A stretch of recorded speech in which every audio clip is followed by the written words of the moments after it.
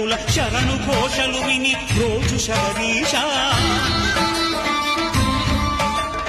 పాపాలు దోషాలు ప్రక్షాళనము చేయు పంపానదీ తీరయను నివాస నియమాల మాలతో సుగుణాల మెట్లపై నడిపించి కనిపించు అయ్యప్ప స్వామి